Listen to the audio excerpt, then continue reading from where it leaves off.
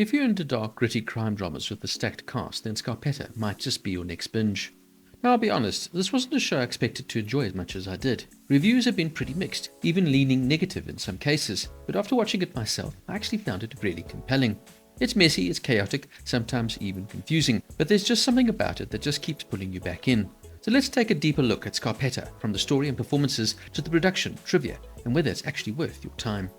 At the center of the show is Dr. Kay Scarpetta, played here by Nicole Kidman, a brilliant forensic pathologist who uses cutting-edge science to solve brutal crimes. The character itself is inspired by real-life medical examiner Marcella Farinelli Fierro, which gives the show a grounded, almost unsettling realism. Set across locations like Florida, Virginia, and Charleston, South Carolina, the series dives deep into murder investigations that are honestly pretty graphic. This is not for light viewing. It's intense, violent, and very much R-rated in tone. There's definitely no holding back when it comes to the medical examinations of the corpses.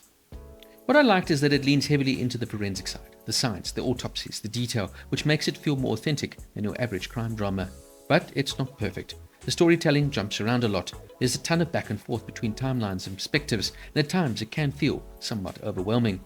That said, once you settle in, it becomes much more easier to follow. Now let's talk about the biggest strength of the show, and the big draw card as well, namely its cast. And wow, what a lineup. You've got the likes of Nicole Kidman, Jamie Lee Curtis, Ariana DeBose, Bobby Cannavale, and Simon Baker.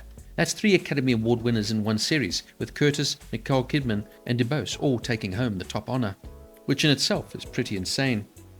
Now let's start with Nicole Kidman. She's good here, but not great. Her performance is very stoic, very controlled, almost emotionless at times, and yes, that probably fits the character, but it does make her feel somewhat distant, unlikable, and not always completely relatable.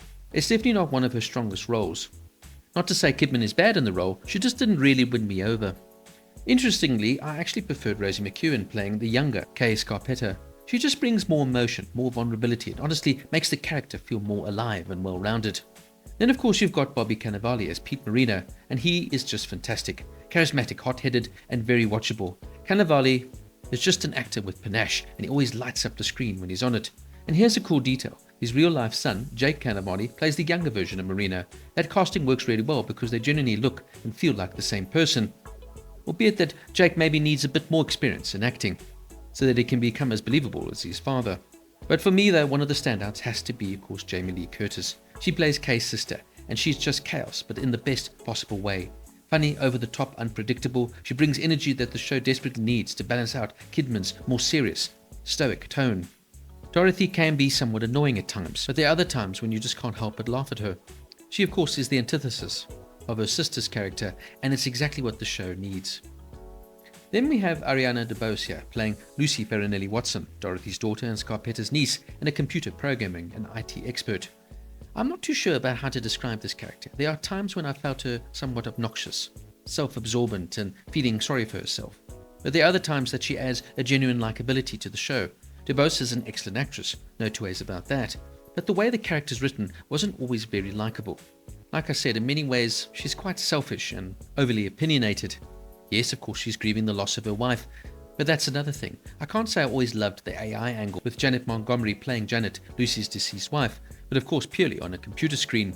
Look, the technology is definitely there, and this is not really that far-fetched. I just found it hard to connect with this part of the narrative. Then we have Simon Baker as Benton Wesley, an FBI profiler and Scarpetta's husband. Hunter Parrish plays the younger version of Benton.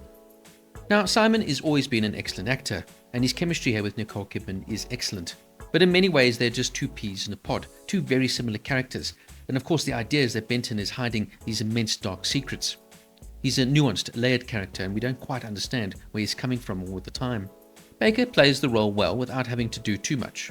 My one gripe with him is that his southern accent seems to come and go, and is not consistent, as is Hunter Parrish's version of the character. What's really interesting is how the show actually came together. The entire project was essentially kickstarted by Jamie Lee Curtis, who pushed to bring the story to the screen and got Blumhouse Productions involved. The series is based on the novels by Patricia Cornwell, which have been hugely popular for decades, but adapting them hasn't been easy. There were multiple failed attempts over the years. Initially, in 1992, Demi Moore was briefly associated with the Scarpetta character, while Angelina Jolie was contemplating a big screen franchise based on the role in 2009. It was only until recently that things finally came together. The show has been developed by Liz Stanoff, with David Gordon Green directing the first episodes, and it was given a 2-season order, each consisting of 8 episodes. Although the series was initially announced as K. Scarpetta, the title was changed just to Scarpetta when the casting updates were revealed.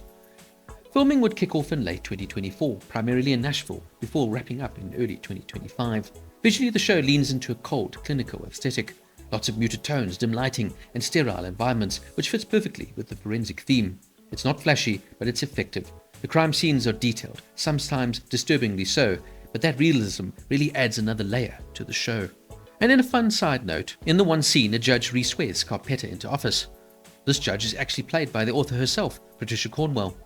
Now for me, what really works in this show is the incredible cast. Yes, as I mentioned, Kidman isn't always at her best here, but the rest more than make up for it. I loved the gritty, realistic tone, the fact that the show doesn't shy away from the violence, and showing you the cadavers. In saying that though, it isn't light and easy. There's a strong forensic detail, and the story definitely keeps you hooked, despite some flaws. Unfortunately though, what didn't work was the messy storytelling at times. The show tends to jump around a bit too much. Some of the characters also feel somewhat underdeveloped, and the final reveal was somewhat underwhelming. And as I said, Kidman's performance here, while solid, just lacks that emotional impact you need from the lead standout. So is Scarpetta one of the best crime dramas out there? Well, no. But it is a very engaging one. It's flawed, yes, but it's fast-paced, intense, and backed by a cast that makes it worth watching. There's definitely room to grow here, and with season 2 already in production, I'm actually excited to see where this show can go next. What it needs maybe is a tighter script, more focus on character development, and with this award-winning formula and story already behind it, well, you're sure to have a surefire winner. Scarpetta gets an 8 out of 10. So what did you think of Scarpetta? Please let me know down in the comments, and don't forget to like and subscribe.